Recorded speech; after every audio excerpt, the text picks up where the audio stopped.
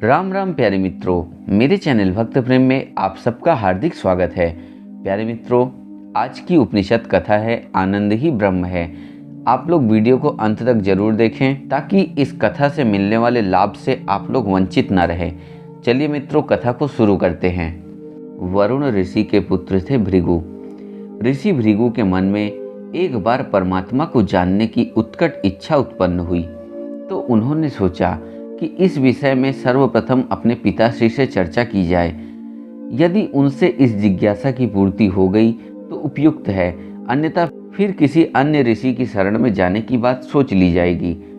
मन में इस प्रकार विचार को स्थिर करके भृगु ऋषि अपने पिता वरुण महर्षि के समीप गए। वेद विद्या में निष्णात महर्षि वरुण ब्रह्मनिष्ठ महापुरुष थे। उनके पास पहुंचकर भृगु ने विनत होकर प्रार्थना की, भगवान, मैं ब्रह्म को जानना चाहता हूँ, अतः आपसे विनम्र निवेदन है कि आप मुझे ब्रह्म के तत्व का उपदेश करने की कृपा करें। अपने पुत्र को जिज्ञासु भाव में पाकर पिता वरुण को अतीव प्रसन्नता हुई। उन्होंने उनको समझाते हुए कहा, तात, अन्न, प्राण, नेत्र, श्रोत्र, मन और वाणी, ये सभी ब्रह्म की प्राप्ति के लिए द्वार रूप हैं। इन सब में ही ब्रह्म की सत्ता स्फुरित हो रही है।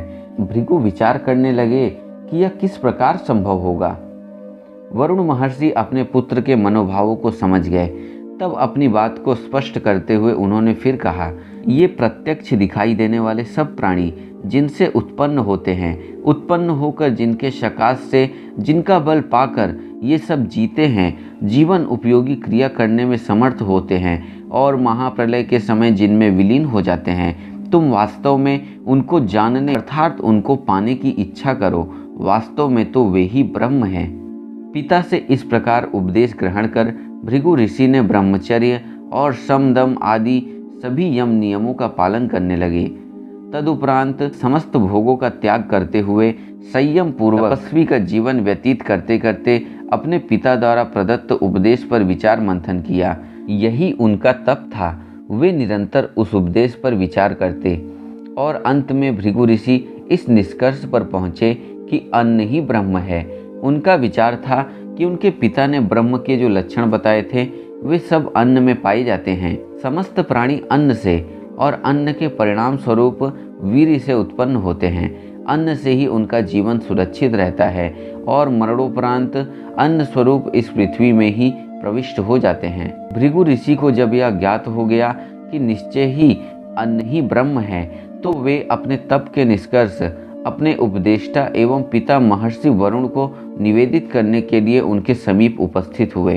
पिता के समीप पहुंचकर उन्होंने साष्टांग प्रणाम करने के उपरांत उन्होंने अपने मन के विचारों को विस्तार से उनके सम्मुख प्रस्तुत किया और अपने निश्चय से भी उनको अवगत कराया कि उनके विचार से अन्न ही ब्रह्म है। भृगु की बात सुनकर उनके पिता एवं उपदेष्टा गुरु वरुण मौन रहे।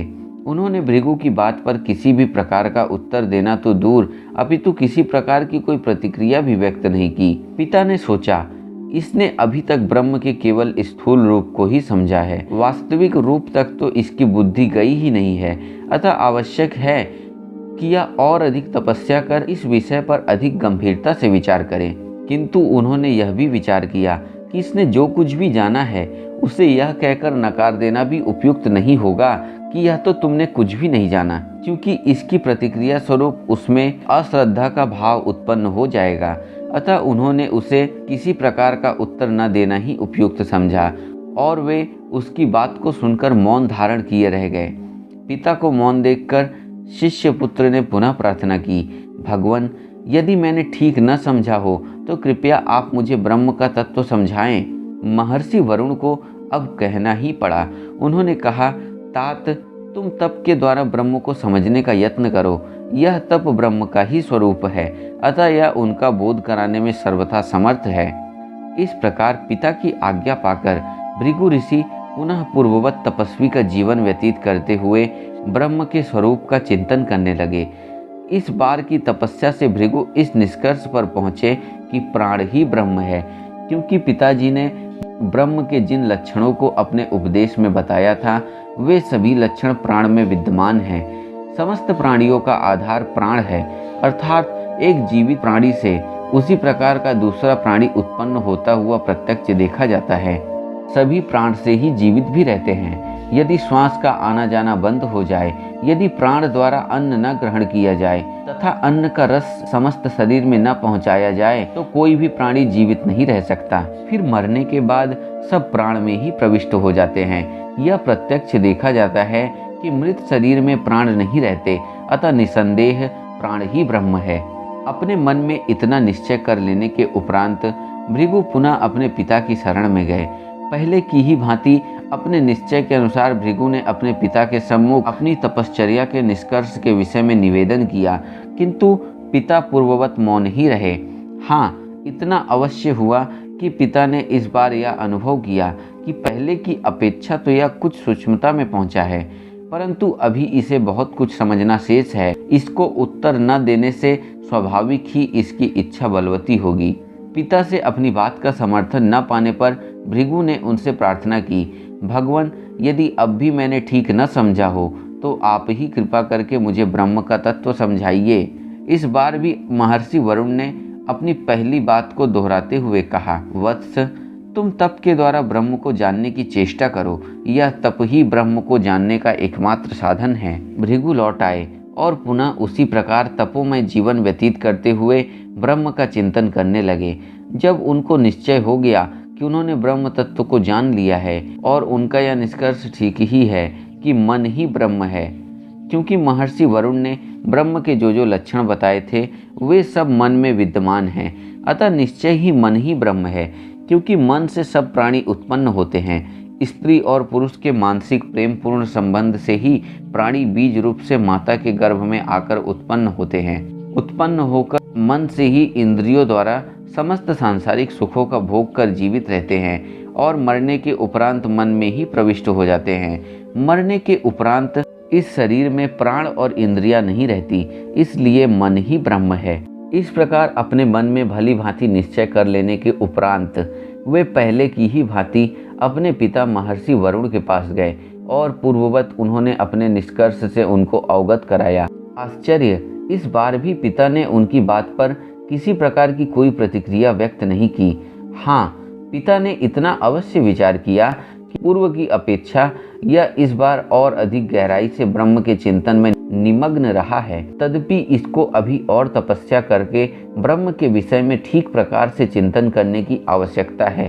अतः इस बार भी उन्होंने उसको कुछ उत्तर देना उचित न समझा और मौन ही रहे। अपने पिता एवं गुरु से अपनी बात को समर्थन योग्य न पाकर भृगु न हताश हुए न निराश। उन्होंने उसी प्रकार पुनः प्रार्थना की, भगवान, यदि मैंने ठीक न समझा हो तो कृपया आप ही मुझे ब्रह्म का तत्व समझाकर कृतार्थ कीजिए। तब महर्षि वरुण ने वही उत्तर पुनः दोहराते हुए कहा, देखो, तुम तप के द्वारा ही ब्रह्म को जानने का यत्न करो। यह तप रूप साधन ही ब्रह्म को जानने का सर्वोत्तम साधन है। इसके अतिरिक्त अन्य कोई साधन उपलब्ध नहीं है। पिता का उपदेश सुनकर भृगु पुनः अपने आश्रम में जाकर उसी प्रकार तपोमय जीवन व्यतीत करने लगे जिस प्रकार वह इससे पूर्व करते आए थे, और उसी में वे ब्रह्म के विषय में चिंतन मनन करते रहे। बहुत कालोपरांत तप करने तथा चिंतन में निमग्न रहने से वे इस निष्कर्ष पर पहुँचे कि विज्ञान रूप चेतन जीवात्मा ही ब्रह्म है। उनका विचार था कि जिस प्रकार उनके पिता ने उनको ब्रह्म के विषय में संकेत किया था, ब्रह्म के जो लक्षण बताए थे वे सब लक्षण पूर्ण रूपेण इस तत्व में है, क्योंकि सृष्टि के समस्त प्राणी जीवात्मा से ही उत्पन्न होते हैं। सजीव चेतन प्राणियों से ही प्राणियों की उत्पत्ति देखी जाती है। उत्पन्न होने के उपरांत प्राणी इस विज्ञान स्वरूप जीवात्मा से ही जीते हैं। यदि जीवात्मा न रहे तो यह मन, इंद्रिया, प्राण आदि कोई भी नहीं रह सकते तथा न कोई सांसारिक कार्य कर सकता है। मरणोपरांत यह मन आदि सभी जीवात्मा में ही प्रविष्ट हो जाते हैं। जीव के निकल जाने पर मृत शरीर में ये सब देखने में नहीं आते। अतः निश्चित है कि विज्ञान स्वरूप जीवात्मा ही ब्रह्म है। इस निश्चय पर पहुँचने के उपरांत वे पहले की ही भांति पिता के समीप गए और अपनी तपश्चर्या द्वारा प्राप्त ज्ञान के आधार पर ब्रह्म के स्वरूप का वर्णन किया। पिता सोचने लगे कि सने सने पुत्र अपने लक्ष्य के निकट पहुंचता जा रहा है। उन्हें इससे प्रसन्नता हुई। वे सोचने लगे कि इसका विचार स्थूल और सूक्ष्म दोनों प्रकार के जड़ तत्वों से ऊपर उठकर चेतन जीवात्मा तक तो पहुंच गया, परंतु ब्रह्म का स्वरूप तो इससे भी विलक्षण है। वे तो नित्य आनंद स्वरूप एक अद्वितीय परमात्मा है। इसे अभी और तपस्या करने की आवश्यकता है। अतः इस बार भी उन्होंने उसको किसी प्रकार का कोई उत्तर न देना ही ठीक समझा। पिता से किसी प्रकार का उत्तर न पाकर भृगु चिंतित नहीं हुए।